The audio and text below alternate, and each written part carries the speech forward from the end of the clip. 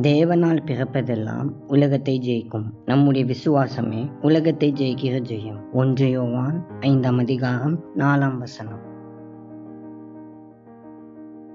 நாம் ஆண்டவரிடமிருந்து எதை பெற்றுக்கொள்ள வேண்டுமானாலும் அதை அவர் மேல் அன்பு வைத்து விசுவாசித்தால் மட்டுமே பெற முடியும். நாம் 24 மணி நேரமும் வேதத்தை வாசித்தால் அல்லது பிடிவாதமாக ஜெபித்தாலோ முடியாது.